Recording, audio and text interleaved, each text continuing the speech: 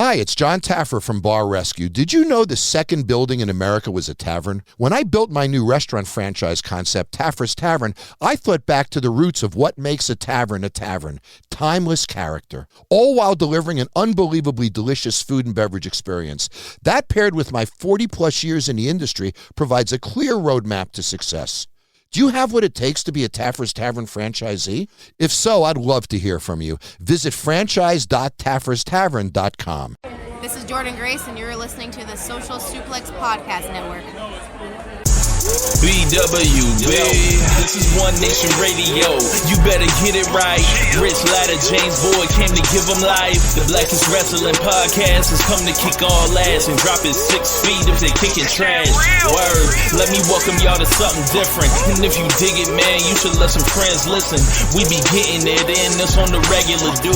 Ravish and flow, but this shit rude. See, James don't rap, so I had to break it down. The whole network, man, we coming for the crown. Raps in the columns, I keep them both covered. Making the beats too, so the listeners can bump it. Hit us with the rating, yeah, I'm saying it's a 5. Before you hit it, talk, bob your head side to side. It's One Nation Radio, and this is the beginning. It's Rich, and I'm here with James. It's time to listen to One Nation. You got to unleash the power of the pyramid. This is Mike Sempervive from WrestlingObserver.com. Check me out on Wrestling Observer Live every day. And also check out your boys, Rich and James, on One Nation Radio. This is Kenny Omega. We're listening to One Nation Radio. Check it out, guys. These guys know what's up. Big Kenny Omega fans, and that's all that counts to me. Goodbye and good night.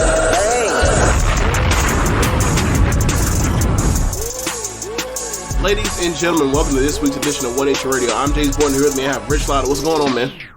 Not much, man. Just here ready to do another episode of One Nation Radio. I'm actually going on vacation the second half of this week, so I'm going to Boston. So Going to Boston for vacation? I am. So I'm assuming this is like your honeymoon situation, right? Or no? Anniversary vacation. Anniversary vacation. Ah, okay. Yeah. Okay. So, a little different. Gotcha. Kind of just picked a spot out on the map, and I was like, I've never actually been to Boston as an adult. At least it's it's the tail end of the summer, so it might still be good weather. Yeah. It'll actually be a little, it'll be good enough for like a light jacket. So, want to check out some of the historical stuff, and take what? a trip. The historical stuff, like the Revolution stuff. Like there's some of that. There's a lot of other shit too. I want to see. Okay. You talking about historical stuff. How we talk about the 1970s when they was out here riding over buses. I mean, we can pick out anywhere, and see that.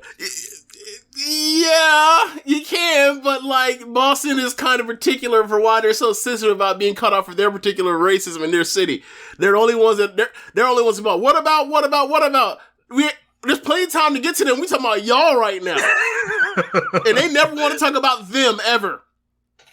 So my brother actually lives in Providence, he lives like 20 minutes south of Boston. So okay. I may see him as well up there. But what's up with you, man? Not too much, man. Trying to get my sleep life right, but you know how that go with me. So all things come with perfection and patience, I guess. I don't know. We'll see how this goes, but I'm trying to figure out a way to where I can get up at a certain time without being exhausted. Like for me, it's either I can sleep forever or I can not sleep for days. So it's it's hard for me. It's hard with me. I just can't figure out how to be like, hey, we're going to block off these 6 to 8 hours. And we're going to put them at this time, and you're going to get your ass in bed, and you're going to stay there and doze off and get your ass up in that time frame. It never works out for me that way. It's always like, oh, okay, I'm going to try to go to sleep at midnight. Nope. 6 hours later, and then it's like, fuck. All right. I guess I'll do this later. Maybe we'll see how this goes tomorrow or tomorrow night. There's always more wrestling to watch. It's not about wrestling. It's just, I just can't. I have problems with sleeping, and it's always been like that. But and it's always like this weird thing to where I feel like I get to a point to where I could do this, and then my body says absolutely not, absolutely not. In fact, nah. 48 hours, I'll see you. It just works out like that. Or sometimes it'll be like, damn near 72 hours. But, yeah, man, we'll see how this goes. So I should be back home next week in time for One Nation Radio. I fly back home Sunday, so Monday night I should be good to go. Okay. So let's get right into the show. It was kind of a light news week in wrestling this week, so we did solicit a few questions. So we're going to start with some rap stuff. So MJ does PR. He says hip hop pick'ems, and he has 3 different groupings of cities. So we've got Atlanta or Houston. It is Atlanta, and it is not particularly close. I have always kind of liked Houston. I know I liked Houston first more. Okay. Yeah. Like, because I don't know, for me, it always felt like they were doing hip hop I recognize still, like, because I saw DJs and, their own kind of thing, like with like Sitting Sideways. And they're more at the forefront with samples. In a way. It was more rap I recognize or whatever. Mm-hmm. And Atlanta was just like all over the place, kind of like. Okay, so the thing with Atlanta, and I'm sure you peep this now, is in retrospect, is like it's so diverse that it doesn't matter. Like, you don't know, it could be anything. Like rap out of Atlanta could be literally anything. So it could be Young Thug, it could be Gucci Mane, it could be Childish Gambino, Donald Glover, right, and anything in between. So the thing with that I don't think gets enough credit for Atlanta rap is that so much of it came from Planet Rock. African about, like, I think especially like the 80s DJs used to do this, the Cascade skating rinks like in ATL and all the jokes, but like that 80s skating music was a big influence, and then from there you had the DJs, and then pretty much for the face of Atlanta rap, from a national perspective, it was really nowhere on the map until Outkast. And then you also, if you want to throw in like just black music in general, like then you throw in like Jermaine Dupri and the LaFace stuff and TLC and the Brat or whatever, right? You could throw that all in as one big thing. And then and then more people got shots from different areas, and there's so many acts in Atlanta that it's like eventually, by the early 2000s, it was kind of a rap, and they took over. And a lot of the stuff like Lil Jon East Side Boys is like incredible music that I wish like there was an analog for today, but I really don't think was. I think the closest thing you pretty had was like the Ray Shrimmer dude, dude Sway Lee and the other guy, but it's just not there in that way. Like that whole crunk era is kind of, it's not that. Like there's energy out there, but it's not that kind of same energy of like we're in the club. I'm with me and mines. We are throwing up where we're from, and a fight might break out in this bitch. Like, yeah. And if someone has to go to the trunk, so be it. But like, we're going to be about us and ours. We don't really give a fuck about y'all's. And if it comes down to it, you can be cool with it, or we could buck, and it is what it is. But like when Lil Jon and Damn and all that kind of stuff took over, like as pretty much more or less, I don't want to say it coincides, or I think it's more for coincidence, but like as Outkast stops making albums together, like it's a weird thing, because like then you have T.I., then you get Jeezy on the scene, and like Jeezy is a person that's like definitely a tipping point person. Like for me, like I first heard Jeezy like in 2004, I thought he was the worst rapper I ever heard in my life. Like those beats are incredible, but that shit's awful. Like this is nursery rhyme shit. And then like as I see how he he actually improved as a rapper. Like by Can't Be a Snowman, he's like fleeting. He's so much better than he was by 2004 as far as technical rapping ability. But like that was his own thing. And then like Gucci went in, came out, all that kind of stuff. And the Migos, like there's so much stuff. There's just so much stuff to where it's like, if you are a Houston. If you like Houston, there's plenty of stuff, right? From Zero to Screwed Up Click to UGK. Scarface, UGK, which is Port Arthur, but we include that or whatever else. We'll say East Texas, right? Hey, Lil Flip. Yes, Flip as well. Chameleonaire, all of them, right? So, Chameleonaire, Paul Wall, House, Swab House, all that, right? Paul Wall and Chameleonaire as a group. Yes, yeah. I forgot what Mike Jones. So, like, they had that scene, and it was like, it's pretty much like that 2004 through 2007-ish, 6-ish, and like, it was incredible. It was incredible. It was fun, right. And like you mentioned, like the elements that are like so more recognizable for rap, with the DJ at the forefront with the vocal chops and the screwed up vocal chops and the samples or whatever else. It was there, right? Mm-hmm. It just for some reason it just didn't. It turned into a bit of a fad nationally, as opposed to like I don't think there's any reason why Miami like became the sustainable like regional like southern region as opposed to Texas. I just don't like. I think they had so many good rappers. Like Michael Watts and like the Carnival Boys. Like they had some raw producers too. Like it just didn't work. And then like you kind of like can fast forward to Travis Scott almost. Yeah, Scott, Meg, but yeah, Meg as well. I don't know. I always just like I listened to a really good podcast about DJ Screw not too long ago, and it was like I like Houston more just because it's a direct line on more what is in line with my sensibilities. Like around the time Atlanta was like going crazy, like you said, like that 04 and all that, like no samples. Lil Jon basically like right, I remember just yelling. It was noise. I remember one specific was like you're like he is more or less like what's the word for producing? He's basically like putting out like a lot of similar stuff. Like what a Lil Jon beat sounds like at the time. Yeah, so I get it. Yeah. And then you had, you also had people that were similar like that, like freaking what's his name? Zaytoven. Mm-hmm. Yeah, and Zaytoven had some of the worst sounding drums that people still listen to because it was Gucci. It was we was wilding. They was wilding. That's true, but like, like I just think like there's so much firepower of so many different acts, and it's almost overwhelming to pick Houston. Like if you pick Houston, this is literally like you're making the choice of like I just like these guys more.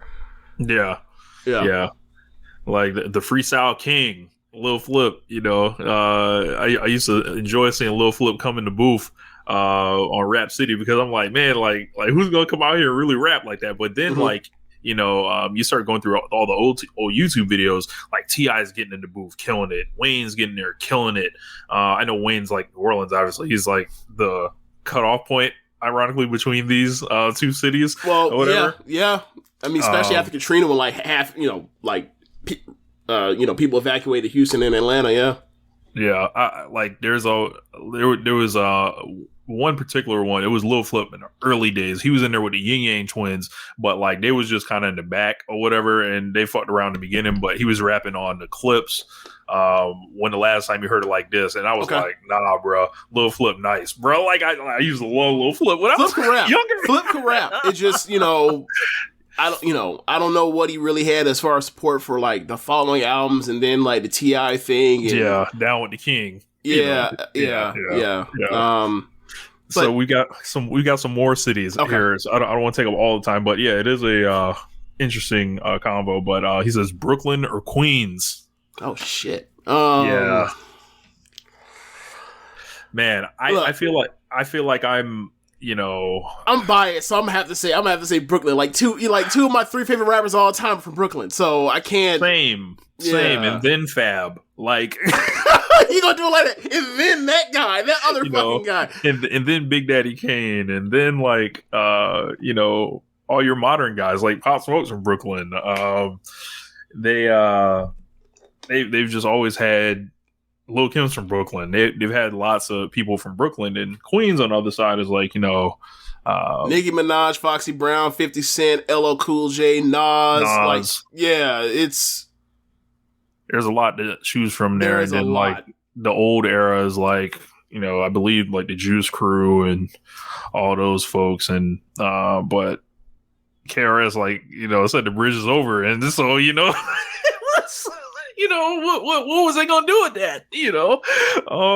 But yeah, Brooklyn is just too much. Like Nas is great. Don't get it wrong. Where's Lloyd? Where's Banks from? Banks from Queens. So Busta Rhymes from Queens too. Yeah. Yeah, man. This is a tough one. I have to actually just off the top of my head, I can't even do it because it will take so long to have to remember 200 different people to just come out to be write it all out and be okay, or whatever else. That's a good one. I have to sit down and think. Now I'm sure there's some New Yorkers that are screaming at me or whatever else, and I'm just hey man, I listen to rap around all the regions. I'm not. I didn't think your I was gonna say your wrestling it's Vince McMahon, but I didn't think your rap was the end all be all. It's just y'all had a lot of it out at the same time because location.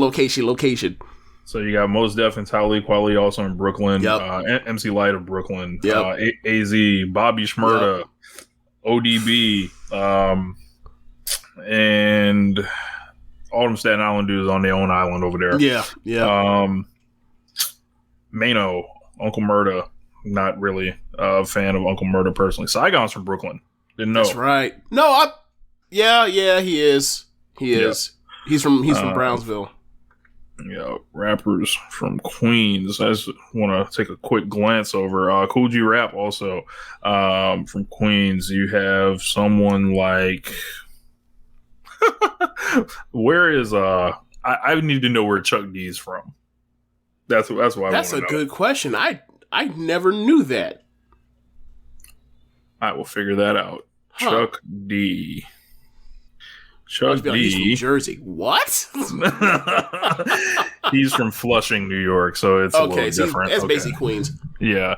Yeah, man. I don't know. I'll still take Brooklyn. We might need to go back and do this one. Come back next week with exists. But I just bias. I'll take Brooklyn because Jay-Z and Biggie. So I'll just take it. L.A. or the Bay.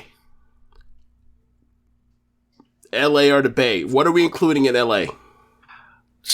I mean, L.A. is are we extending out to Long Beach? Yes. Yes. Okay. Well, then absolutely. I will be taking L.A. I'm taking L.A. also. Kendrick Lamar, The Game, Snoop Dogg, Dr. Dre, NWA, Ice Cube, in there. Lots of other. You mentioned The Game. Yes. I will always make sure The Game is not forgotten. Yeah, man.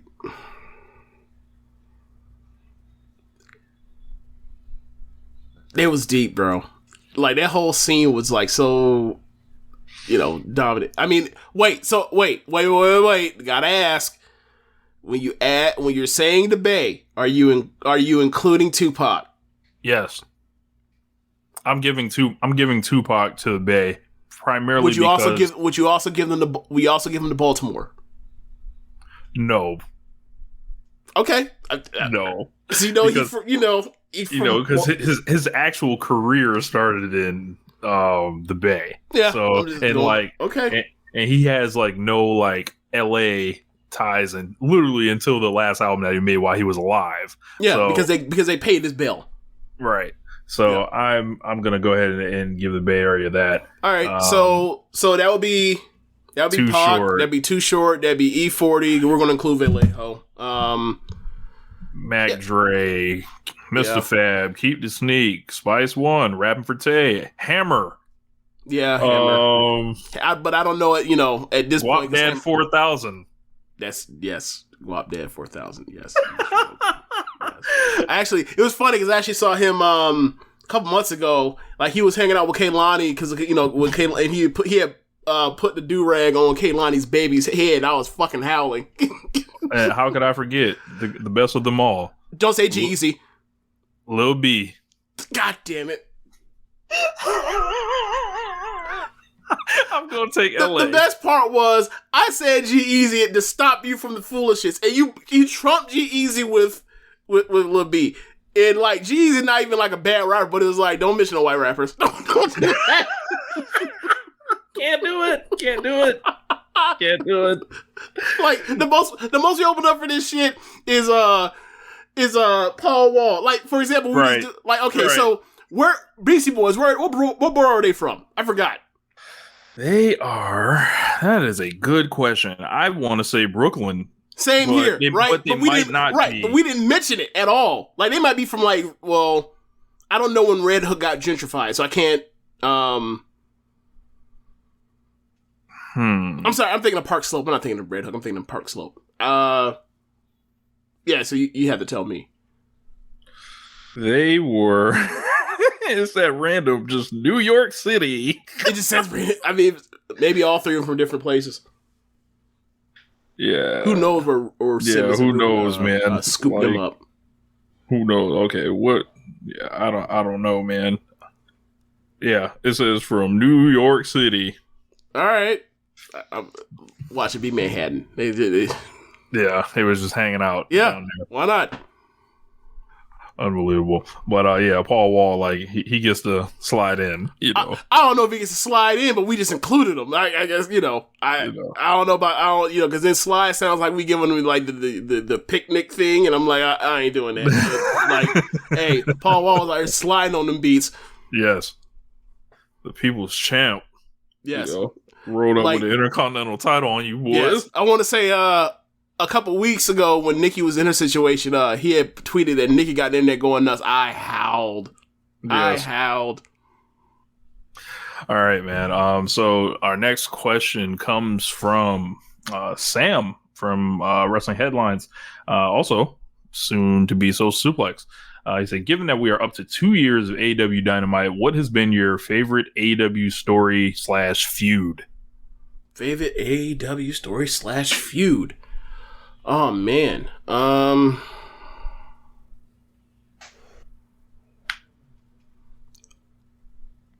That's tough. Like, I'm kind of stuck between, like, how much I loved the Moxley Jericho television and, more or less, like, the Young Bucks or the split of the, like, Hangman versus the Elite, more or less. Mm-hmm. Like, basically from, or you could say like 2020, that part of it, like not even going to like him moping for the last 8 or most of the year, to be honest with you. So, there's been some good stuff. I guess I'll go with the Elite stuff. I guess I'll go with that. I liked the lead up to Omega and Moxley. I thought it was awesome.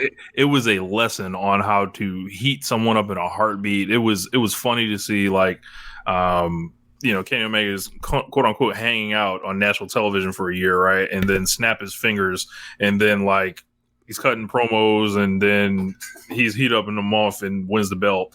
I thought that was awesome. And then rolling into the matches where Kenta came in, and then the exploding barbed wire death match, like the whole Mega Moxley program was probably one of my favorites. I liked Cody's TNT title run a lot. I thought it was one of the more important things, obviously, the company's ever done, because it really helped establish the next championship they introduced. I also have liked the formation of the Super Elite, like, and bringing in Callis and the Bucks turning, and I thought they had a very awesome title reign, and I think that blends in with Hangman versus the Elite. That's really the story of the promotion in a lot of ways. Yeah, I think we should mention that Jericho and Cody was great until they did the goofy thing. MJF and Cody was great until the match. Yeah.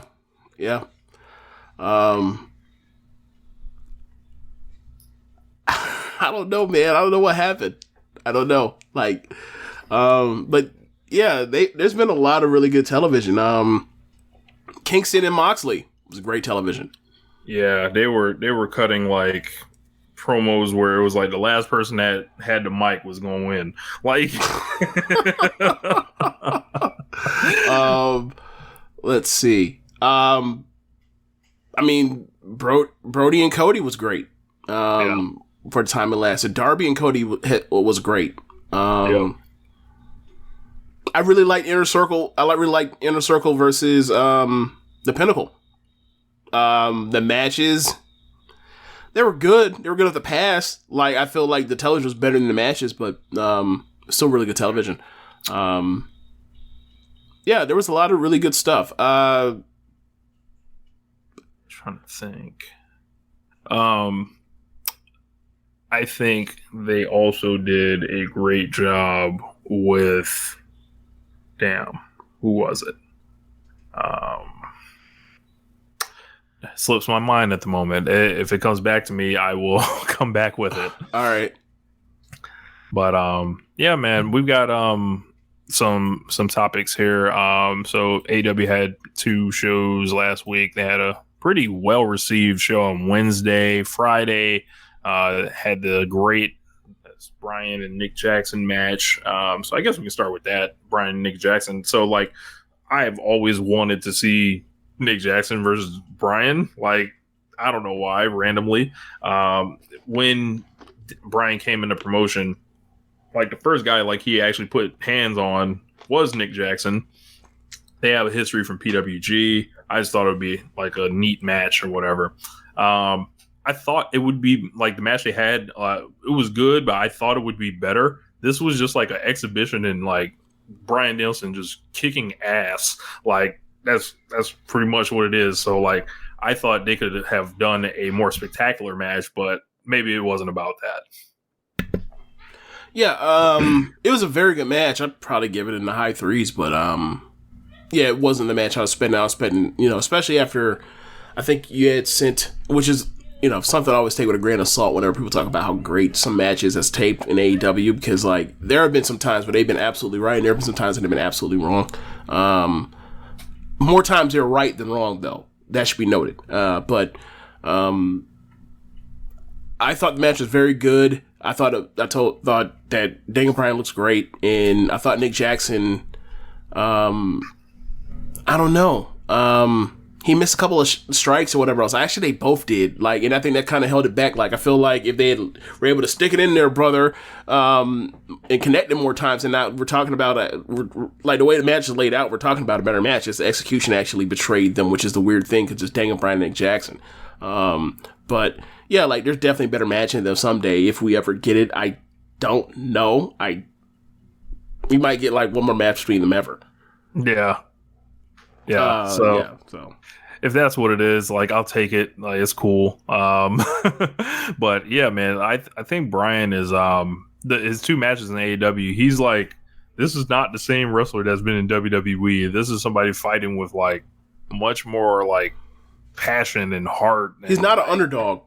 Thank you. Like, and it's refreshing. And before people like start trying to clip this and be like, he wasn't an underdog at WrestleMania 35, I'm like, all right, let's do the percentage on his career, please. Like, it's refreshing to see him wrestling like as like, hey, I'm the best, which, like, that's what it kind of was when he heated up in WWE, and they didn't ever like portray it like that. They didn't, but the thing is, I don't know if this is by design or not, or just total accident, because most of the great things that happen in WWE are by, like, either just negligence and incompetence that led to, like, a fan outrage that sparks them into good creative, or they just don't know. Like, Daniel Bryan got squashed, and people were furious because they wanted him to have a great match with Sheamus, because they could have a great match together. And then the next pay-per-view, they had a 2 out of 3 falls match that was great. And then that sends Bryan on the path for the, you know, the love square thing with AJ Lee and Bryan and Punk and Kane, where it leads you get that match at, I believe it was, can't remember where it was, but like Over between the Bryan, Over the Limit, yeah, 2012, between Bryan and Punk, that was great. So, like, all, you know, and then you end up getting the Team Hell No stuff, which then Daniel Bryan still made that work, and they were great as a team for a long time. But by the time he did 2013, he had been, you know, he had got so hot that it was like, by the time Cena says, like, there's nobody else I can face, it's like, well, yeah, and everyone's doing the yes chant. It's like, this dude's fucking awesome. We really like this dude. Like, only y'all think he's an underdog. This dude is kicking the shit out of people. right? Yeah. So, you know, all the other stuff, you know, there's a million things that have been said over the years, a lot by us as far as Daniel Bryan and AEW or in WWE and all that kind of stuff. But yeah, he's just cold. Like, he's cold. And all of his wrestling just physical in a way that where like he lays it in. It feels real because he's kicking shit out of you, and he's getting the shit kicked out of him at times. And like, that's the beauty of wrestling. Like, all you got to do is make somebody believe, but so much, whether it's this much or this much, and then you can take it from there once you get them. And Daniel Bryan's always been really good at that. Yep. So you actually had brought something up about Rampage, like in the crowds, because I was watching the show and kind of noticed it as well. Mm-hmm.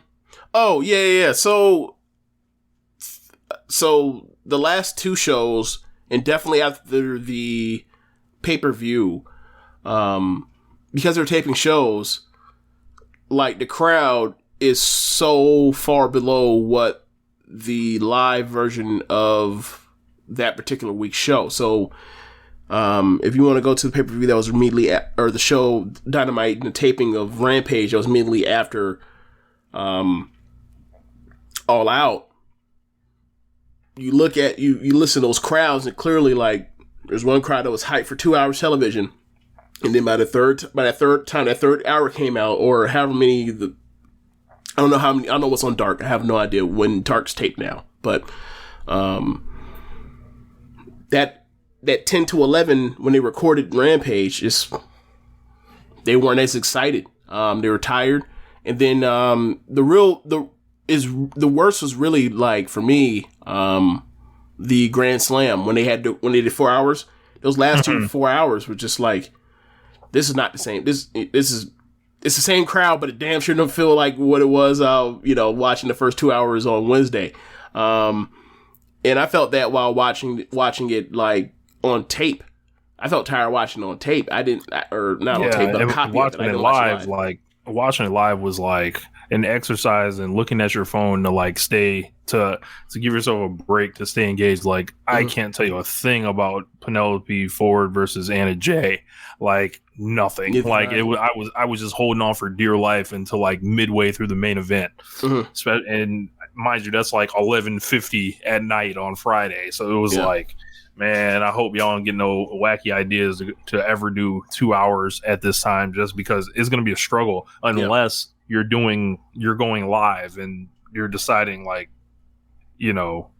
we're putting hot shit, like, and they had, like, Moxley and Kingston versus Suzuki and Archer, but at the end of the day, it's like, yeah, they're just doing a walk and brawl death match.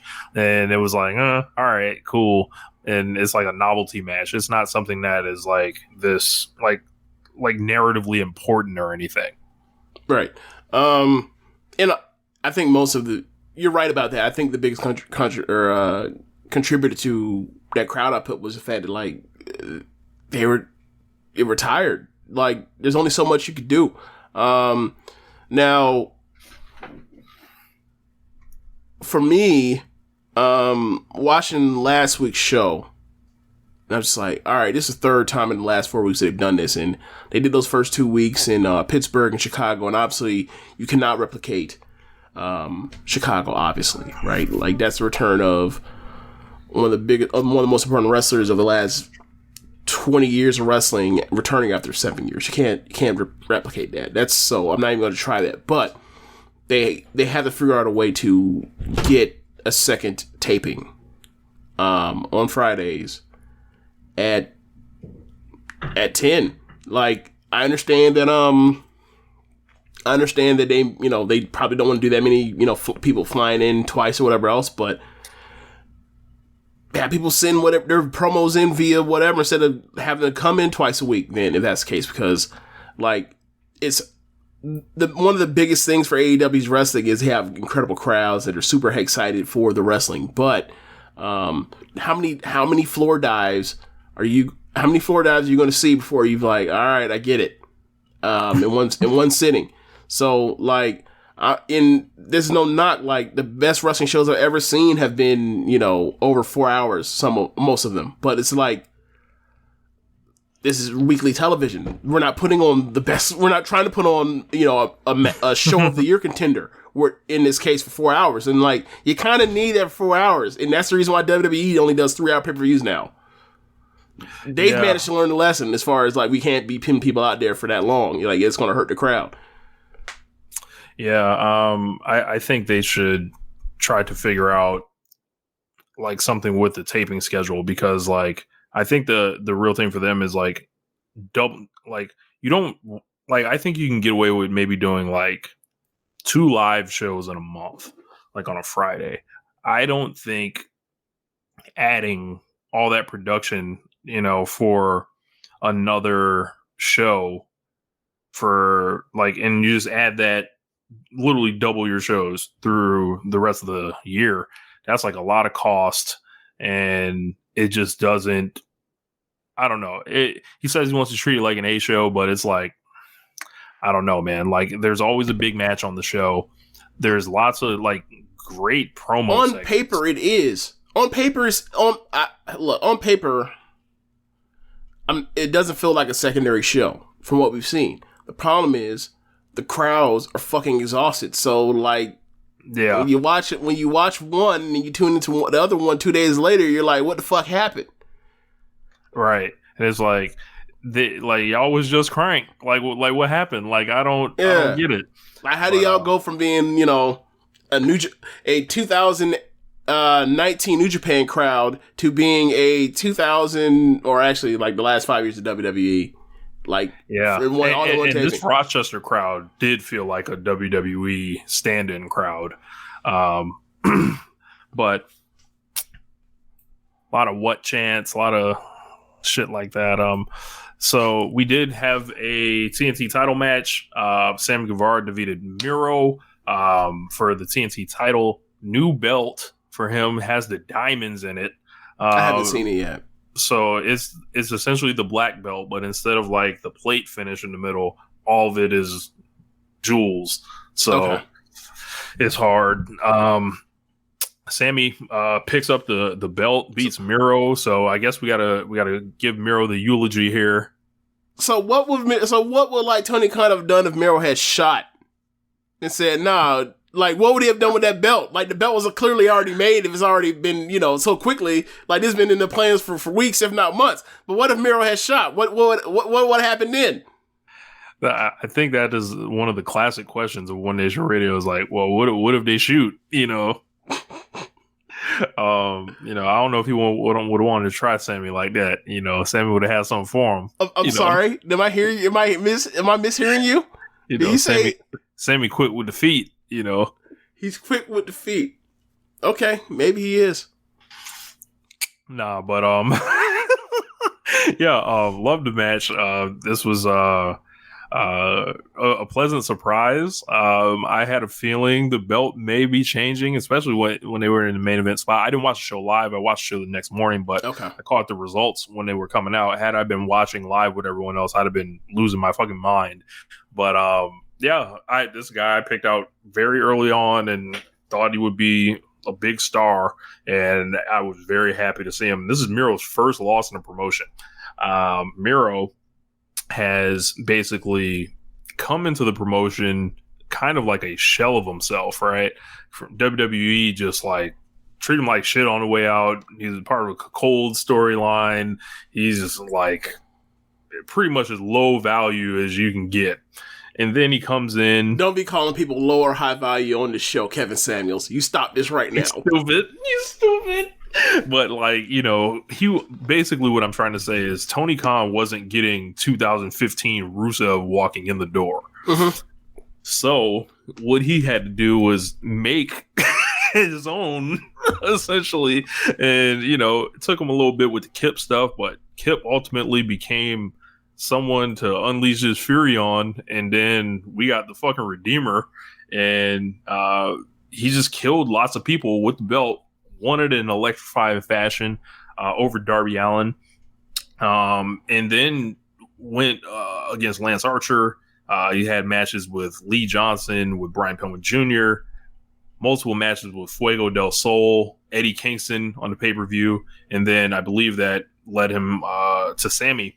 Yeah. And all throughout this, they were talking about Miro's like certain hubris and his weaknesses. And I thought it was a really well done thing. If you tie all those threads together, like you can tie a knot essentially. And, the neck that Eddie Kingston used to talk about, the turnbuckles that Miro had won matches with in the past came back to bite him. His treatment of Fuego del Sol came back to bite him in the end. And Sammy was able to take advantage of all that and have this crowd yelling "Sammy, Sammy, Sammy," and I thought it was a class way. I always talk about how does someone lose their belt. He did it in style, and I think he's definitely like when people lose belts, it's always like, all right, where do they go? I think he's positioned to slot right into whatever's going to go on with the world title after Kenny comes off it. And I don't know if that's soon, but if there's a babyface that needs someone to fight, Miro's standing right there in the first 1 to 2 challengers. So that's where I see him fitting in next. But yeah, that was my impression of Miro's title reign. What did you think of his reign? And then, what does this mean for Sammy?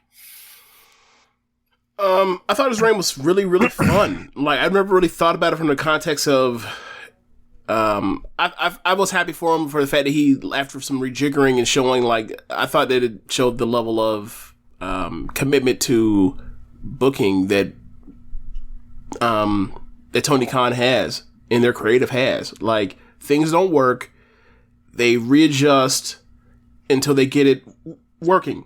And aside from like the Nightmare Collective, pretty much everything else, like a lot of things don't work immediately, especially like the imports that come from WWE. A lot of them are not just like fantastic off the rip, right? Like a lot of them you had to rejigger and figure out. And I think it's testament to like the belief in like their people, to where it's like, we're going to push you. It's not, if it doesn't work and go over like gangbusters, we're not just going to immediately get rid of you in 3 weeks.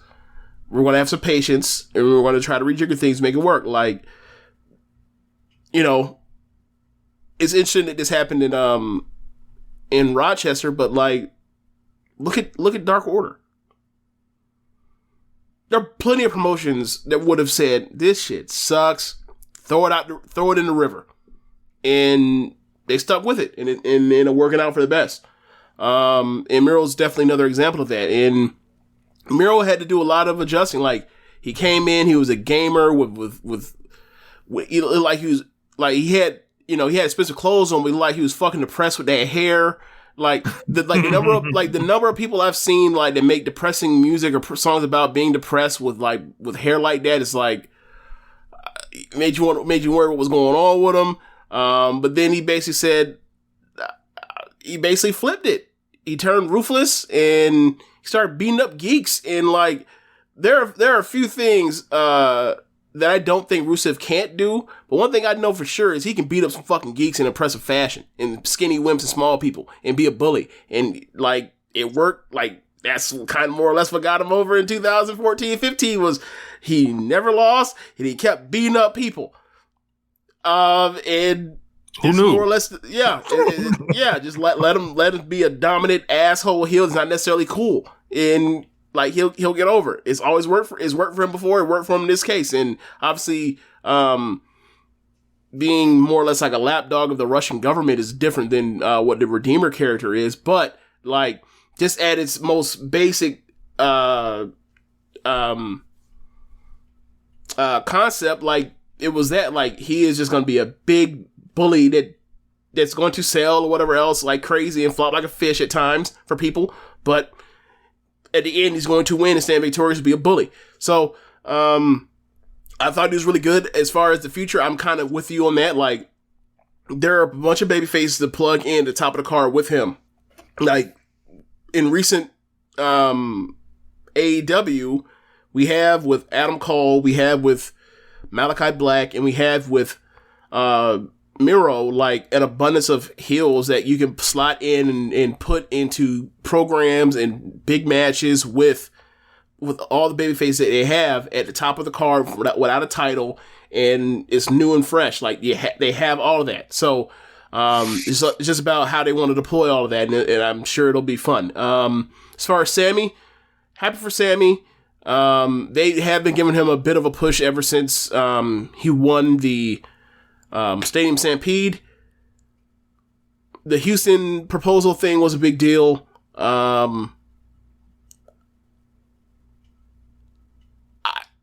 would have been okay if he had lost and came back and won it off him later, but it's fine where it is right now. And I wonder what kind of champion he's going to be. Like, because most of the TNT champions have been, for the most part, de facto fighting TV champions. But they it seems like he's already starting that kind Bobby of Fish. with Bobby Fish coming in, and I was taken aback by that one. I was like, really, Bobby Fish? All right. Look, man, I understand we give him or you give him the Just for Men thing, but Bobby Fish can wrestle. He's really good. He's still really good. So, like, I expect him to have a really good match. As far as, I expect Bobby Fish to get signed to AEW because, well, come on now. Like, the story was Adam Cole showed up to Vince, met Vince at SmackDown the same day they fired Bobby Fish. I'll let you tell it. Yeah, I mean, I'm not going to go no further than that because after that's regular speculation, but there's, and this is a bit of regular speculation, but, like, they were close. They've been around each other for years. All the elite guys have known Bobby Fish for years through Ring of Honor and PW and everywhere else and around the Indies. Like, he's a likable guy. I'm sure they find a spot for damn near anybody. I'm sure he comes in. This is just more or less tryout / you're already signed. Just have a pulse and you'll get signed. And they'll go out there to have a really good match where Fish will eat him up with submissions and kicks, and then somebody have to overcome that and with his athleticism, and they'll win, and they'll probably shake hands or they'll start a feud or whatever else. But like Bobby Fish is going to be all elite. Yeah, I think Sammy is going to tap into his human highlight reel nature, I think, and really explode with the belt. Like, sometimes you heat someone up before the belt. Other times it's like, hey, put the belt on him and then let him see what he can do with it.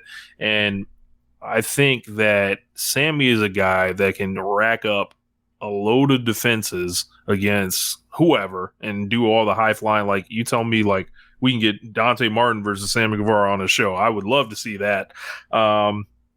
He can go through all those people, and then he can lose to a monster heel. He can lose to somebody like they already kind of planted seeds for Scorpio Sky stepping to him, Ethan Page. Like, whichever way you want to go with it, you can do it. You can put it on like a big star, or you can try someone else out eventually to take it off him. But I'm going to enjoy Sammy's TNT belt because he is, as MJF said, one of the 4 pillars now. So what did you make of this 4 pillars thing that MJF pulled out? I mean, I was laughing. It's cute because, like, we often talk about those 4 together all the time as far as like Dirty Young Guys. It's going to, like, they're expected to be like pushed from the beginning to eventually long term take the reins over from the Moxleys, the Omegas, the Codys, the Jerichos. Like, like there's a reason why Cody was tied to Darby and tied to Sammy on the first episode of Dynamite, right? Like, there's a reason why Darby has been tied to Moxley and why Moxley loves him so much, right? There's a reason why, like, all on the way, like, you think about it, go back, like, you don't have to think about it, like, it's obvious, right? It's not no so profound thing that I just uncovered, right? I didn't discover anything. But think of all the cosigns Darby's had. Yeah, he has Cody, he has Sting. Cody, Sting, Moxley, Kingston, at this point, like, when he's AEW World Champion eventually, you'll look back and be like, this was the setup all along the fucking way. They were telling me a thing the whole time. Yeah. And it wasn't something as lazy as, oh, we're gonna do some fuck shit and then we'll have The Rock come out there and raise his cousin's hand. Yeah. Like, maybe she had The Rock, like, show up earlier. Like, yeah. That would have helped way earlier. But then again, like, you ain't getting The Rock to show up and come to all them fucking Raws to go do that. But we get my point. Like, yeah, he is like, He's been naturally integrated with those people. In in WWE terminology, we would be saying that like MJF and Darby and Sammy and Jungle Boy, we would be saying that like those are Tony Khan's golden boys. We don't call them golden boys here, but we would be calling them that. Like they're almost like the OVW class, the OVW class in a way, where it's like those are the four. They'll make it eventually. Watch over time.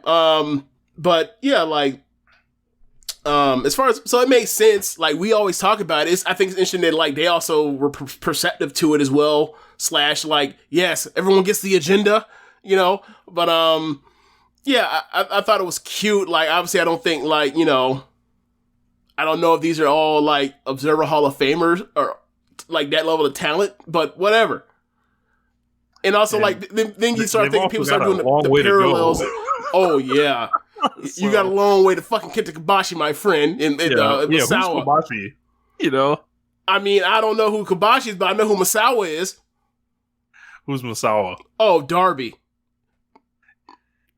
Yeah, I could agree with that. I mean, look, just for no other reason than like, I mean, if you ask me, out of them four, who's most likely to ultimately like lose their life in the ring?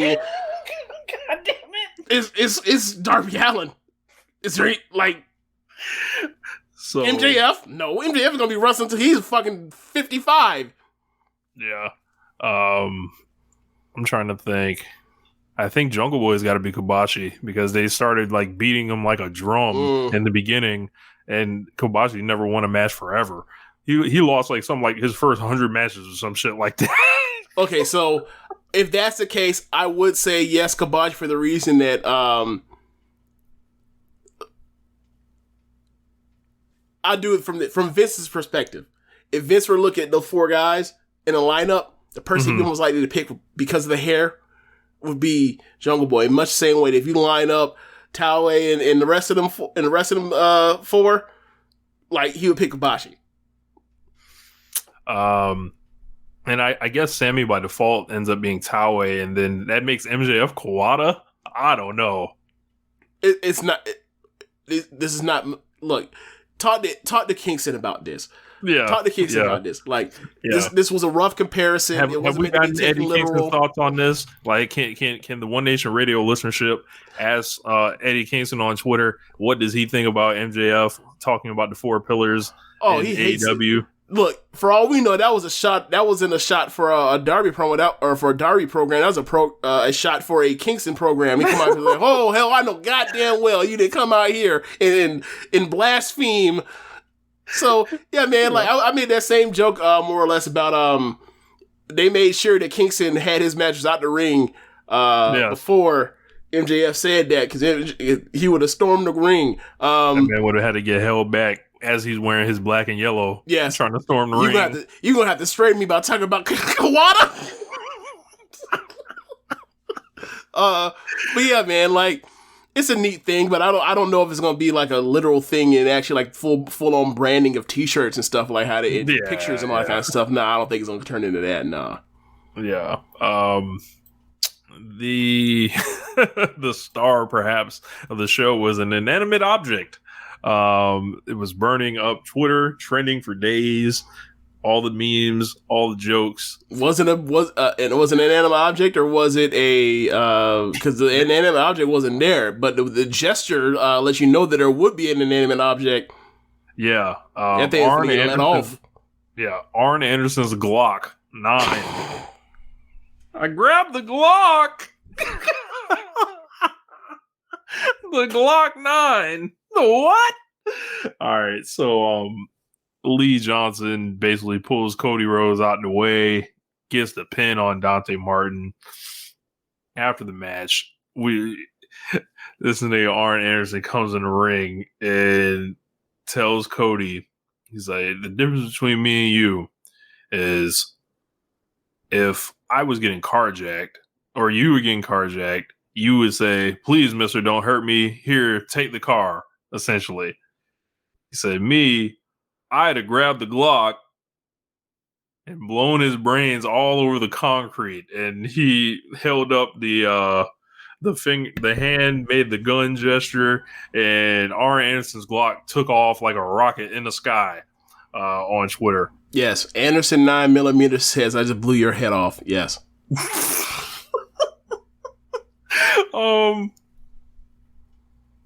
What do we make of this? Like, it was hilarious. It was just so random. No one was expecting anything close to that. So people were like, "Wait, what the fuck is going on?" He's like, it's been a long time, a pretty long time since like we have made any references to actual guns, like on a major American professional wrestling. Can I finish my point? Yeah. Okay, so it's been a long time since that I can remember since someone made a full on reference to an actual gun in major American professional wrestling in that way. So I think a lot of people were like, "Oh shit!" Like people talk about ooh and when someone calls someone a bitch or says the word shit or say they gonna whoop their ass on television. But you say you finna, like, the difference between me and you is I really kill one of you. Like, hey, I wasn't expecting that on my. I wasn't expecting that. I expected to see Orange Cassidy, not care. But you talk about, hey, if it come down to it, if it's me or you, it's damn sure ain't gonna be me. That's kind of wild. Like Arn, but it makes sense. It makes sense. It does make sense. It makes sense. This man debuted in 1982. Yes. Like what American, very on brand. What territory pro wrestlers what that one strap that were successful? I'm sure there were some. Most of them weren't. Most of them were strapped. Yeah. I don't know, man. This is like one of the funniest things I've like seen, like completely unintentionally with the comedy. Your boy Conrad was immediately on it. He's a carny himself. Had the shirt ready. Yeah. And it was pretty fun. Like it was fun. It was a great night for the memes. It was just incredible, quite frankly. So you guys in the Twitch stream, I have pulled up the lyrics for "I'm So Hood." Rick Ross has a part in the song. God damn it! I have it highlighted here. If you guys can see it on the stream, this is incentive to join the streams live. Oh my God. And if you guys are seeing it on the stream, I do have it perfectly aligned there and highlighted. So that's essentially what Arn Anderson said. This shit ain't gonna cut no time. I murdered one of you. Join the streams. Man, 2007 is unbelievable. Yeah. Or was that 2008? No, 2007. 2007. Yeah, 2007. So we also had Adam Cole versus Jungle Boy in another of the four pillars here. So this was awesome as well. This fun ass match. The battle of the hair. Never thought about it. Yeah. So Adam Cole's really, really over. Continues to show up in these towns, and it's like, I thought Brian Alvarez had a great point. I was listening to him review this show, and he said, think about all the guys that they've called up the last however many years, and they didn't call up Adam Cole. Yeah. Like, they've called up Shanky, and then, like, they let Adam Cole go to AEW. Like, that is malpractice, any way you slice it. They didn't let him. It's a contract. The contract ends, and he, of his free will, decided to leave. Correct. I get what you're saying, though. But they let him leave. They didn't do anything to incentivize him to stay. I get you. Correct. I get you. Like, they didn't bring him up earlier. They didn't do, like, they knew this guy had. You know what's going to happen. They brought him up earlier. He been like Malachi Black. But or Ricochet when Ricochet eventually leaves. In Shanky, like this is it's not going to get over. Like what the things they're doing, and we're seeing these tickets in these towns, and I'm not just talking about the little ones in Kentucky. I'm talking about Ohio, like Cincinnati. I'm talking about New York, where AEW's kicking their ass, hand over fist, everywhere you want to look. You want to talk about the Barclays Center and why AEW Full Gear is smoking Survivor Series and the tickets. Anybody got an answer? Because I can tell you, it's down to how the product you can trust buying a ticket and know a great show is coming. They just demonstrated that in Arthur Ashe. You never know if you buy a ticket to a WWE pay-per-view if the top rope is going to break in the main event for the finish. Like, you never know what you're going to get. And That's then, true. you know, the UBS in Long Island, 3-1 for AEW. And it's like, which one would you rather go to, Raw or Dynamite? This isn't even. You asking me? Thought. Yeah, and I'm just putting it in general. You know, I ain't going neither one of them for a while. Man, please. But yeah, man, like it's Which one I'd rather watch? Oh, definitely AEW. I ain't watching no main roster. Yeah. Actually, I ain't watching no WWE, like, because it killed the shit I was actually watching. The last lifeline I had to this fucking company is like, nope, fuck them. Yep. And specifically, then, James Boyd, fuck them. Dylan says, paying front row for a WWE pay-per-view show, you might not even get the match you were advertised. Yeah. So, like, oh, your second most important match? We don't care. Yep. So, your two most important matches? Like, we're not going to give you finishes. We're not going to give you satisfying finishes or conclusions. We don't care. Yeah. And, Mark. yeah, and that's what they're saying, too. And it's not like they need us. So, like, I think a lot of fans are showing that we, quote unquote, don't need them. If you want to go to Saudi Arabia with all these big matches and have these shitty shows, we don't have to watch them, and then we won't buy our tickets when you come back here. But I say all that to say Adam Cole has, just rolled into the promotion, and he's off to the races. I thought this could have went either way, and then deep into the match, it was like, oh yeah, Cole's gonna go ahead and put this away. And I thought he, this was another lesson for Jungle Boy, where he's not on Cole's level yet, much like he wasn't on Kenny's level, much like he wasn't on Jericho's level, and these are all like kind of different tests for him to eventually like come back to. And I thought it was a really great match. Yeah, I did too. I like the story of it where, like, and I talked about this on the show with Imp on Thursday, like the story of Cole is the vet with all the XP compared to in the world compared to Jungle Boy. And Jungle Boy tries to set traps, and Adam Cole's like, I learned that shit 15 years ago. Like, you know what I'm saying? Like, you're gonna run to the corner and then jump over my back. No, I'm not going for it. And there was multiple points when that happened, but like Jungle Boy, then in the match happens, like whether it's Adam Cole being too cocky or just going or thinking Jungle Boy, isn't experienced enough or is too tired to think about it. Like he tries these traps, and like Jungle Boy's like, no, like I'm like he's learning on the fly, like from mistakes during the match, and I thought it was cool. I thought that him kicking out of the Panama Sunrise was a step too far.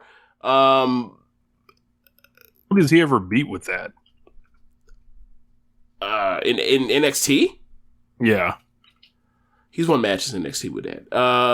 I think the thing for me more or less is like, it depends on who's doing the Canadian Destroyer, right? Like if Pentagon's doing a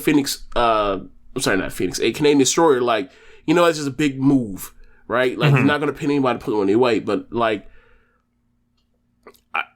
I've seen him in combination in concert, like give someone a Canadian or put someone basically knocks the fire out of them with that. They may kick to get the last of the fire out and then hits you with the last shot or the boom as he's calling it now. And that's a setup move. It's like, so for me, like it felt like that was a perfect finish. And then like he kicked out and it went a little longer. And I don't know if it necessarily made the match better, but it did give Jungle Boy something to say that like he's tough enough to put up with like the more or less like the best shot in Adam Cole's bag.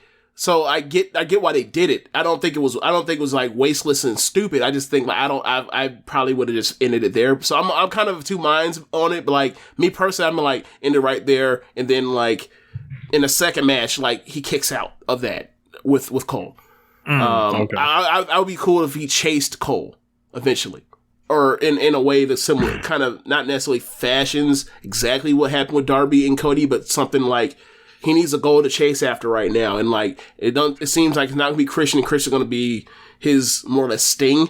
So for me, I would have been cool with if he had, lost there.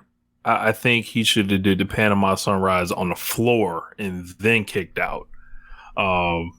That would have made it more familiar, for everybody. You got to say that for a big match, and that's like at the very end of the match, everyone's exhausted. You do it on the floor, and then you get at least you get the benefit of he got hit with the shit on the floor, and it takes forever to actually get Gargano into the ring before the pin. So like you get the thing of damn, like he kicked out of that, but like you at least have the bell of it took forever to hit the cover. Whereas he got dropped on his fucking head and immediately pinned. He's like, nope, kicked out. Heart of a champion. Yeah. Yes. I mean, I honestly can see why they did it. It was to give the impression that like Jungle Boy lost, but he has more heart than even maybe you had thought. Like I get the reason why they did it. So I'm like I don't think it was a mistake. I just think just as far as a choice, I would have went the other way with it. That's all. So like some of the women's matches on this show and also Rampage, I saw them and I was not particularly impressed by the tag match that happened, and not just in a general sense. Like that doesn't really go like with my larger point, like because they've had bad matches before, so that's not like anything new or anything. But like, I saw the three-way match all the time. Like the fuck, like they're varying skill levels here that we're working with.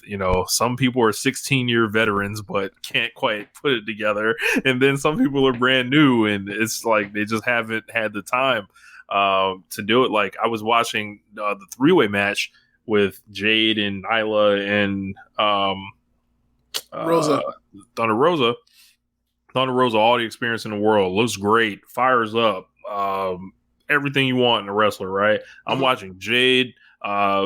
Jade's strikes look like the shits, like Ole Anderson would rail on these. And I'm just like, I like all the right. forearms with Nyla. I'll give her that. Yeah, I don't know. It seems like she's got a little bit of that Nyla in her, where Nyla sometimes like it used to feel like Nyla was hesitant to really hit people or whatever because she might not know her own strength. Well, she may or may not have in kayfabe or otherwise been told not to hit so hard. So who knows what she got going through her mind right now. Yeah, that rose to the top thing I think was entirely fake. Oh, I think it was too. Yeah. But at the same time, I'm still going to clown it. How dare you? how dare you in Shuri's ring say you can't slap somebody hard? Get the fuck out of here. Bro, I saw that. I was like, get the fuck out of here. Yeah, I was like, oh, that's clearly a reality show work or whatever else. But I still at the same time like, who's watching this gonna fall for this? Simpletons. I guess. That think these pretty women shouldn't be hitting each other this hard. That's who would fall for it. But I watch pretty women hit each other hard all the time. It's fucking awesome. It's fun. Sorry. Agreed. I'm sorry. Like, you're not gonna make them unpretty if you hit them. If they hit each other. Like, yeah. Let them have the matches they can have. So the tag match, it was, the aesthetics, were off the charts in this match, but we had Anna Jay and Ty Conti against Penelope Ford and the Bunny. And I'm just thinking like, all right, it's been like 2 years on national television, pretty much since Dynamite started. Mm-hmm. The development plan for the women, it feels like it is like for some of the ones they're trying to get better, like your Penelope Ford, your Nyla, your Anna Jay. Like, I don't see where the growth can come from simply because we know they do one match on Dynamite, they do one match on Rampage, and it's competitive to get that spot, right? And if you don't get that spot, you might be on a dark. Okay. Doing possibly an enhancement match, wrestling somebody that doesn't work for the company. It's not often that they make them square off against each other on dark, only sometimes.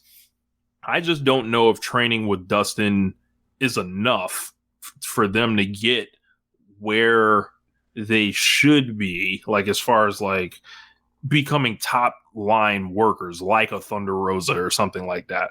Like, I think they should be looking like I think they should be looking to set up more partnerships. I know it's tough because of the pandemic and stuff like that to just send people places they might not necessarily want to go. But I think the development plan is flawed. I don't see how they can get better. And it's going to take them longer to actually achieve better results than like we can't send someone to Stardom for 6 weeks. And that would be like ideal. Like, hey, you're going to go to a fucking dojo for 6 weeks, train like hell, and you're going to have 10 to 15 matches and then come back or something like that. Like, I don't know if Anna Jay has had, like, I don't know how many matches she's had this year. Let's just say that. Well, she just came back from injury. She came back from injury. So how about Penelope Ford? Like, I don't know how many matches Penelope Ford has had this year. And, like, I can't reasonably expect her to get better without matches against people that she can actually learn from. And, like, doing the enhancement matches doesn't, like, take you any further. Like, is Big Swole necessarily a better wrestler now than she was in 2019? I do not believe so. Maybe. I don't know. Okay, so I agree with you, and, you know, we've talked about this a bunch. I think that and it's not just a blanket like, hey, give the women more TV time. It's like, hey, I think the developmental plan is like flawed. Right. I think that, like, for example, Nyla and Red Velvet have gotten Statlander and Red Velvet and Nyla have all gotten better from the first time I saw them. Right. So it's not like nobody's getting better. The problem is, none of them are gotten better to the point or enough of them haven't gotten better to the point to where, like, you feel like you can rely on all of them, or you can rely on most of them.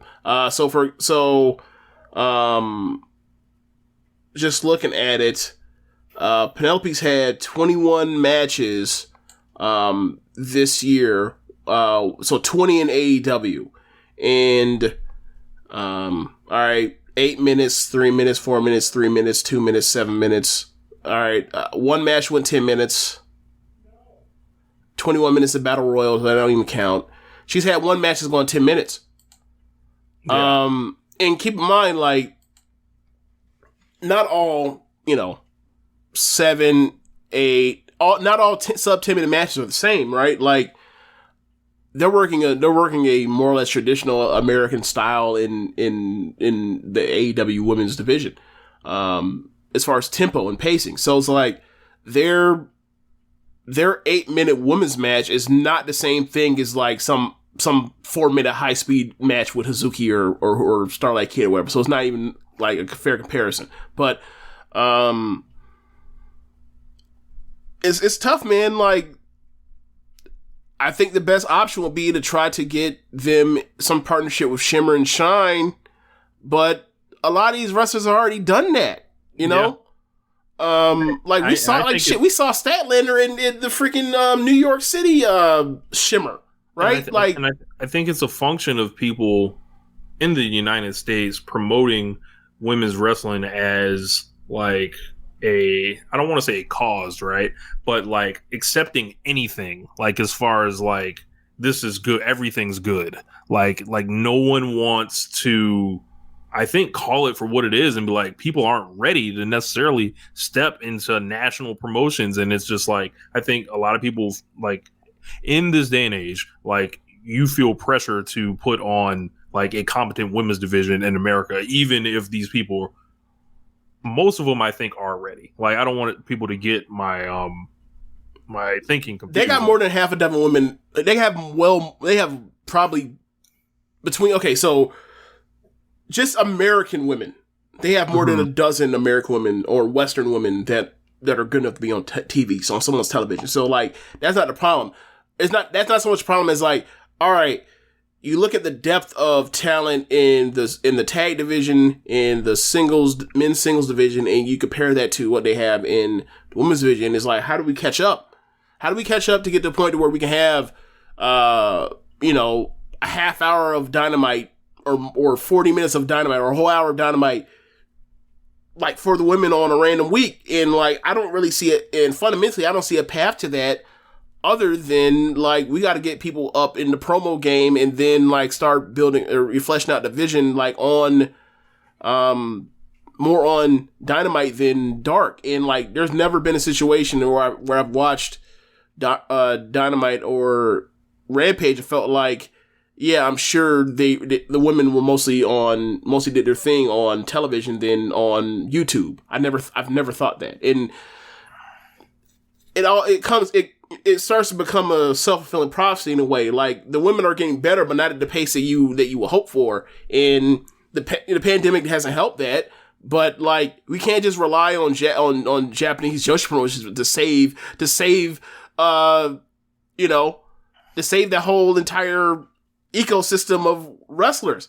And I'm not even talking about like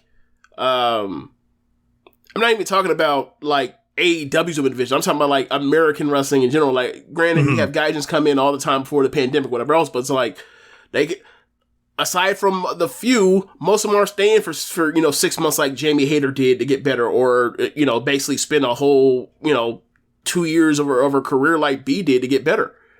Mm-hmm. So it's or someone like it's gonna be rough. It's gonna be hard. Like people gonna have to apply their trade and figure out, like, if Thunder Rosa can do it, then like a lot of other people got to figure out, or that special situation. It's a person that trains in MMA and all that kind of stuff, Brazilian Jiu-Jitsu, like. But like, there's a path, and like trying to find a path for people to make this all work in large numbers. Like, that's the hard part. Yeah, that's the hard part. And like, if that's something that you want to see out of your women's division, then you will do the hard work for that. And like AEW, not just for the women's division, just in general, have not had the patience for growing pains. We talked about this before, like. Yeah, like growing pains aren't going to be tolerated because, like, there's under so much pressure, like, not only from, like they're under fire almost for anything goes wrong. Narratively, it seems like that, yeah. It seems like every single week is like, oh, it's up 50,000. Oh, it's down 50,000. Is the future or is in the shits from week to week, yeah. Yeah, so, like, I think, like, Thunder Rosa is a good person to look at. Like, I think they should begin working her promotion in, like, and I know she's got lots of people looks on Elevation and stuff like that. That's really cool. I think they need to go a step further with that. And also Dustin has his school, and then like come up with, and they have the Nightmare Factory.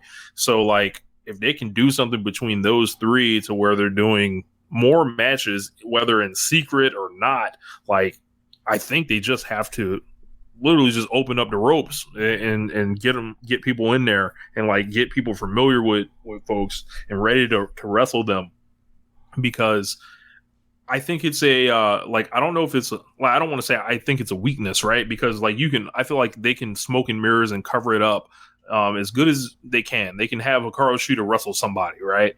And then whatever. But I, like you said, that depth, and then seeing the weeks like where the rotation falls to like that tag match, right? And it's just like, what are we doing here? Like, like these are struggle matches. Like, so, and the thing is, like, Penelope, I've said what I've said over the last couple of years about like how Dave Meltzer lost his fucking mind about how, about whatever the, the future outcome or trajectory is for her. But like, let's look at her. She's going to be on TV. Right. Let's look at her since then, right? Like, she's come and gone different times. I don't know if there's injuries at play there, but it's like she's not necessarily any further than she was in that match. Yeah. So, I don't know, man. Yeah. Just something I figured I'd mention, because I looked at it and I just was like, what is the plan here? Like, and, so. Oh, like, I mean, the plan is like they should just push like Layla Hirsch and Red Velvet and like to a certain level, right? Like, should they be people that are like chasing after, the top of the card or top of that division? Sure, to eventually get them to that level, and then that, like, I trust them. I trust them. I trust Britt, even though her matches aren't exactly or hit and miss sometimes, or a roller coaster between like very good or just mid. I trust Sheeta. I trust Riho. I trust Serena Deeb. like, so they have a nucleus of talent that absolutely, like, you have people you can trust. But the thing is, like, it's one thing to have, you know, less than 10 of them, and then, like, all of a sudden it's like, you got, you know, damn near 20 dogs. You know what I'm saying? I hate to say this. Like, hold on. Dogs, like, people you know you can go into the trenches with.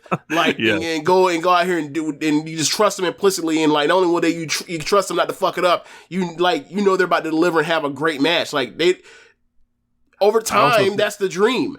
That is the dream. And I think this is, like, the problem that I think WWE gets into is sometimes with their women's division, where there's the 2 or 3 great workers that are at the top, and then there's, like, this fucking ocean of They don't space. trust nobody else. And then, like, there's nothing for the people at the bottom to do. And right. I don't want that situation to really manifest itself. I know it could show up any day, but if you can avoid that, would be awesome. Also, the AEW Women's Division, I keep forgetting her. Ruby and Jamie and Statlander, I trust them too. Yep. But yeah, you're right about the women's division, divisions in on main roster. It's like Horsewomen plus Asuka, they trust with anything. They'll trust with anything. And then everything else is like, they also trust Natalya, right? Yeah, everything else is like, you like the Red Cross. You're right. They just like, just hoping for potluck. Hopefully this shit'll hold us through. Just hold it. Can you hold it in the road? Can you not crash the car?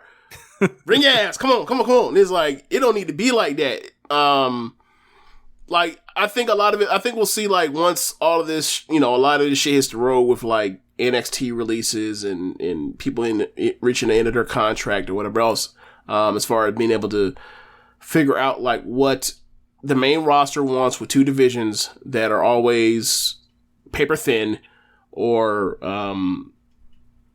like what happens with, like, the fallout eventually when, like, those contracts come due and people are tired of not being fairly fulfilled. Because, like, to have Toni Storm and Tegan Nox and Shotzi Blackheart, regardless of, you know, how much she's, like, hit or miss, like, they just have them around and be like, yeah, we gotta just take them, we gotta get them up to the main roster to do not shit with them, apparently. And, like, you know, like, people are eventually gonna you know, talk to Ruby, one of the nicest people in the industry, apparently, and, like, there's gonna be some talks, and, like, they all know Britt, and, you know, and they all know, and a lot of them know Brandy too, and, like, there's gonna be talks eventually, and, like, people are gonna cross over, and, like, they're gonna, and they're going to see for themselves, and then the word of mouth will come. Like, do I think all need to show up? No.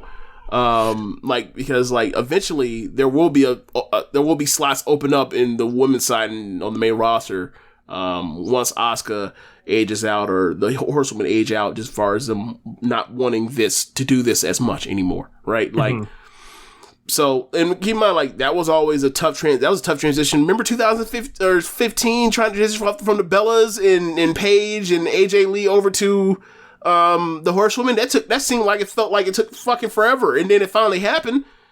I feel like I'm also at a point where we didn't get really a chance to enjoy it because Vince was too busy doing goofy shit with them at times. But, like, that happened. But that's when we talk about the growing pains. Like, you say what you want to about WWE and, like, how bad the creative is, but, like, there has been things that they've wanted to do. They will, and they, even to the detriment of their fandom, like, they will, like, stick to something, commit to it. And, like, the Horsewoman was a big deal. Because, like, I never thought it was going to come back around for Bayley or Becky. Never did. I thought, like, Vince fucked them and was like, or fucked them over. You know, gotta be, because people will clip you. People will clip you. Yes. Like Vince fundamentally fucked up Becky Lynch and fundamentally fucked up Bayley because he doesn't know how to. He's really bad with, like, inherently likable people. And then, like, eventually, after a year time, he looks over in that corner like, oh, fuck it, you again. Come on. Oh, it worked. Oh shit. All right. I'm glad you stayed committed. You know. So, like, eventually it'll be changed, and eventually people either get tired or they'll go seek alternative, or they'll stick it out, and you know, best of luck to whoever sticks it out. But there's plenty of talent. It's just, you know, NXT and WWE, they played that long game. Yep. Like, I mean, Kaylee Ray, Tony Storm, Tegan Knox, like Viper, like all of, you're like, yeah, you know, Triple H is not the only. I'm not the only Stardom fan. Like Triple H is. Don't you ever forget that this man had 2 of the Freedom. I don't know how he didn't. I don't know why he didn't bring up Mayu. I don't know, but he got 2 of them. Amazing. How many red belt champions have passed through that promotion? Oh my God. Okay. So B, Kyrie, EO, Tony Storm. That's 4 of the, I think 11, 9, 10. Yeah. I guess this is a good way to transition. Somebody who was never a red belt champion. Jungle Kyona has left Stardom. You really did it like this? You really did. People gonna hate us, man. People gonna hate us. Don't do this. James, hit the music. Oh my God.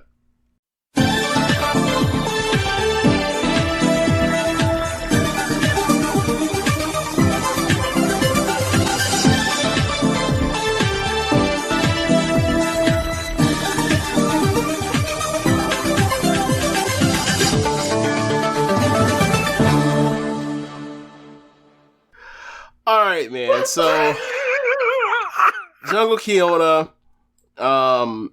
it was reported that as of September 30th, she is no longer in Stardom.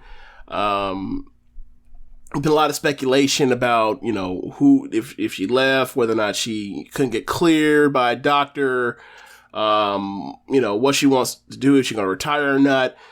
She stated she's going to continue. We don't know when and where she is going to show up. There are places I would love for her to end up at a freelance capacity. I think, honestly, you look at the landscape for me personally looking around, I think the best thing for her to do is to freelance and not join another particular promotion at this time. Given that, like, there is no real top freelancer right now. Like, once they got Shuri off the market at the beginning of last year, like, there's kind of been it's pretty much Asuka right now. But Jungle could definitely make a lot of hay in places and not necessarily I don't really think she fits at places that she can make a lot of money doing this, right? Like, I don't think that, she's necessarily a really good fit for Tokyo Joshi Pro. Like, she comes in and she's probably your best worker immediately, and it's too cutesy for her. Like, the only person you really think that, like, she could get a really good match out of, a physical match, given the way she wrestles with that kind of heart and fire, would be like Miyu. But then, like, probably Yuka too, but like, Mizuki, she would just be a dominating big. I don't really find it too entertaining, but whatever. But anyway, like, you know, she joined Oz Academy, given, you know, the history with Yoneyama, in Oz, Beast Friends, and she could be with Hiroyo also as well, given they were former tag champs of Stardom. Then you could throw, like, the matchups that are there for Ice Ribbon. You know where I really wanted to go? I wanted her in Seedling. I was waiting to see how long you would take to get to Seedling. I want her in Seedling more than any other promotion. I want her in Seedling with the Nai and Yoshiko. Seedling like the house for, like, the ruffians. Like, when like they don't want to go to Stardom no more, they end up in Seedling, like, to basically, you know, to throw down. I mean, there are a bunch of places that throw down. I think that the places that are really popular outside of Stardom aren't necessarily places that you think of when you think of, like, the throw down, beat 'em up Joshi. But Seedling comes to mind because it's like, you look at what you have there. You have Ressa Nakajima, who will wrestle that super rough style that Jungle could do. You have, or the brawling style. You have Royo Matsumoto, who's there as a freelancer, who, you know, like, I've always wanted to see them have a singles match. Like, now that Jungle's more experienced. Nanai is obviously a slam dunk obvious one. Mizunami is a slam dunk obvious one. Asuka is a slam dunk, you know, match, or, you know, undercard tag thing, or whatever else they could do. Like, there's a bunch of matches you say, like, all right, you got adults, they can wrestle at the highest level in Joshi, and there's a collection of them. That kind of and they don't do, you know, bullshit nonsense. Like, the only answer for that is Seedling. Mm-hmm. I mean, you can say Wave as well. That's why that's unfair. You can say Wave as well, but I don't really follow Wave as much as everybody else. But so you can say Wave as well. Like, but I would love to see her in Ceiling and Wave more than anything, any other two places. As far as her post stardom life, the word is that she's been working. She's been back in the job force, like as a good civilian, and Stardom helped her get said job. So, that's pretty cool.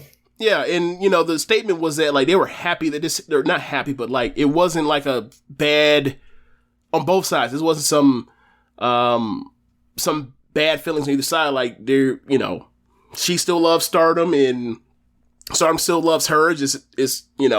It's beyond that time. I think she's 30, 31 at this point in her life.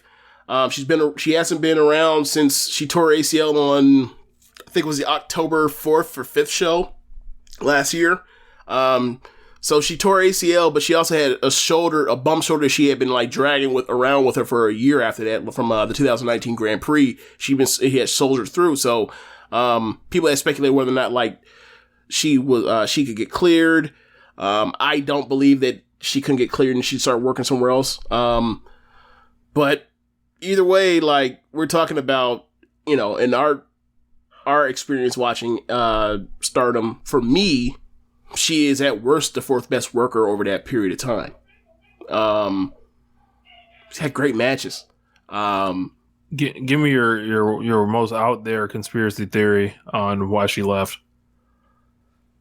Most out there conspiracy theory? Okay, so you peruse these. So from them. Or well, you can put yours in too, but I didn't really have one, so I was going to make one up. Okay. But I haven't. Okay, so I mean, there are a lot of people that are just elated that she's leaving, right? Because a lot of the Joshi fans treat it as if like WWE or Stardom is WWE, and I'm just like, okay, bro, like. One company is selling more tickets. The other one is selling less tickets. One is growing like exponentially in the middle of a pandemic. The other one has struggled through having no fans to then like get fans back, and then they want to go back to having no fans. Some of the people in the company. So like I don't know. I disagree. I just disagree. Yeah. So as far as a wild conspiracy theory for me. I would say is that she looked around after she tore her ACL, saw the time, saw the landscape, saw who they're pushing, consider her age, and like she really wanted to be at the top of Stardom. She clearly wanted to be at the top of Stardom. That's the reason why she wrestled the way she did. That's the reason why she was one of the better faction leaders that we had ever saw in the 2 years or close to 3 years now watching Stardom. And she always had to eat shit. She always was putting the shits in of the stuff. Like they gave her the worst faction of wrestlers. She would have these great title challenges, and it never paid off for her. I remember Kagetsu's last really big match in Stardom was at the end of her retirement tour. Kagetsu's. It was in Osaka, and it was her and Mayu, or it was Kagetsu and Mayu versus Jungle and Momo. And, like, that is the best tag match I've ever seen in Stardom. Like, if you want to talk about the Kairi and Meiko Satomura versus Mayu and Io match from 2016, go for it. I thought this match was better. Like, I thought they emptied the gun on each other, and I thought, like, at the end, like... And this was all to set up Jungle as the red belt title challenger for Mayu, and then the pandemic happened, so that we didn't get that until July. But like, she just looked awesome in that match. And I remember after that, Kagetsu, because she was the head trainer until she retired, said that like with her and Momo, like I want to do this match. I want to do this match with Mayu, but I also want to do this match with you two because we've had talks about her saying that she believes like the True Bloods in Stardom, the real Stardom, like they believe that they should have a shot. And keep in mind, this before like Dama Amano fully exploded. Like this is like early stages, and talked about how how hard it was that like they her and Momo kept this shit afloat as like Kairi and Io left. And now it's a super prosperous place, and they're kind of being overlooked, or not kind of, they're being overlooked by Bushiroad, whoever else, being underappreciated. And like, he talked about like those phone conversations, made me think like, she really wants to be at the top of Stardom, and like, she wants her run where she has her, 5, 6, 7, pay-per-view, Korakuen Hall matches or whatever else, where she goes out there and she goes and gets 4.5 with whoever else. And people talk about her the same way we talk about like Tam or Shuri or Julia or Arisa Hoshiki or Momo over the last few years. Or Mayu in the last few years. And like, she never got that opportunity. She knew she was never gonna get that opportunity. Like, I feel like that's a reason why Hazuki left. Cause like, if you're Hazuki and you're 2 years older than Momo, and look where Momo is, and you're 2 years older, even though you have some inside track with management over aesthetic likings compared to Momo, but it's like, she got her run, I never got my run, we're more or less equals. People talk about Momo like it's the most biggest disastrous thing in the world. I fucking left and had to come back, right? So I could see where she was like, I'm back, I'm healthy, and I'm out. Hollow. Like, and she could get a run as the Beyond the Sea singles champion, right? Like, there were people that said that they want her in AEW, and I thought to myself, my brothers, that is not what I want to see. I do not want to see Jungle Kyona have to babysit. I just got done watching her babysit. I want her wrestling her peers, her contemporaries in the scene. And if she had came back and was the number 2 in Stars, she could have done that and been in the tag scene with Mayu or Hazuki if she ended up in Stars, whatever else. Definitely could have done that. But there was clearly a ceiling, and she was never going to be a red or white belt champion. And, that stinks, but that's the price of the brick in Stardom now. Shit done changed. Yeah. And to be fair, like, this, we already knew she was never going to be red or white belt champion before Donna Domano came in. Yeah, she was like the original, like, tortured kind of person I saw in Stardom. So always drew a line between her and Ishii. Yep. Sucks to see her go. Hopefully she pops up in Seedling. That's what I'm rooting for also. Yeah. I just want to see her on big shows. Like, 'cause it's been a while, and you kind of forget after a while, like, how good she was. Especially because it's like, she's wrestling against, like, this group of people that, like, have vastly improved over the last, from year to year to year, right? Like, Tam Nakano is not the wrestler she was in 2019. 2019, Tam Nakano not the wrestler she was in 2021, et cetera, et cetera. Same thing can be said for Azumi. Same thing can be said for Utami. Same thing can be said for a lot of them. Like, Kamatani is not, and Micah are way better wrestlers than they were a year ago. So, like, I wonder, so, like, looking back on them, it's like, all right, she was great wrestling lesser wrestlers than where they are now. Like, imagine what she could do if she was wrestling adults, like full-on adults, like wrestling Nanai and everybody else. Like, I would love to see it in Wave as well. Like, so big shows, train people, third from the top, second from the top. That's what I want to see. I want to see Big Match Jungle have more big matches. Yeah, man, for sure. Yeah, but I guess, yeah, I'll wrap it up in a second, but, like, I want to throw out some matches for you guys to check out. So the match I mentioned, that tag match from February of 2020, I want to say July of 2019, tag match for the tag belts, Jungle and Konami challenging in her hometown of Nagoya versus Momo and Utami. I thought she was spectacular in that match as well.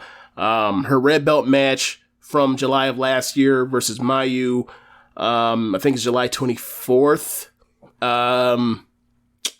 her white belt title defense against Momo from 2019, and I think it's early March.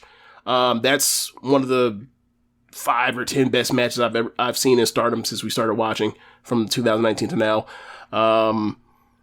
She's a good fucking wrestler. You can also throw in her match with her white belt title challenge against Arisa from early August 2019. I don't like that match as much as everybody else, but people think that's Arisa's best match, which I just vehemently disagree. I think it's her third best, but whatever. She had a bunch of great matches. She was a great wrestler. The Grand Prix match 2019 versus Kagetsu. I thought it was a great storytelling match, but yeah, just a great wrestler, and I can't wait to see what she has left for us and for her career.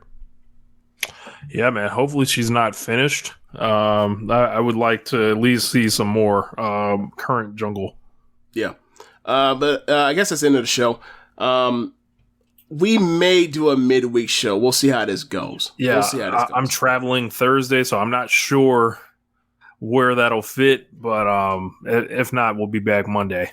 Yeah. So yeah, that's the end of the show. Be sure to rate us on whatever app you're using. Listen to this with. Also go to Red Nation as with a donation. Follow the stream. You can do Twitch. What the hell is the address on this? It's like twitch.tv/Rich Latta. I've been streaming it for mine. You might catch me playing the video game on there or making beats or something before the streams on here. Do you ever besides this time of the week, do you ever go on and just like rant on WWE? Or only just for me? So like if I'm playing like Fire Pro or something, maybe I'll like talk about wrestling. I'll just kind of no catch strays then. Huh? Yeah, okay. Yeah. I'll just be like, hey, this is what I see on Twitter. This is what's going on. This is some bullshit. And just shoot the shit with whoever's in the chat. Yeah. All right. Also go to prowrestlingtees.com/Social Suplex and pick up some official Social Suplex Network merchandise. And let's see other shows. Besides One Nation Radio, this show you have Keepin It Strong Style, the Ricky Clive Wrestling Podcast, Grown Men Watch This Shit, the Grave Consequences Podcast, 8-Bit Suplex, All Things Elite, and Great Match Generator. Thanks for listening, y'all. Peace. Later.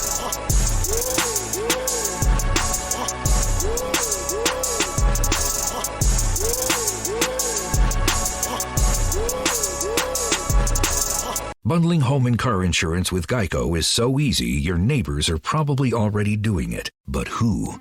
They may drop little hints like, beautiful day out. Even more beautiful since we saved by bundling our home and car insurance with Geico. Or, yard work is hard. Much harder than bundling with Geico, which was easy. Or it may be even subtler, like, speaking of burgers, we bundled our home and car insurance with Geico and saved a bunch of money. Bundling is easy with Geico. Just ask your neighbors. And now it's Geico's Motorcycle Rules of the Road.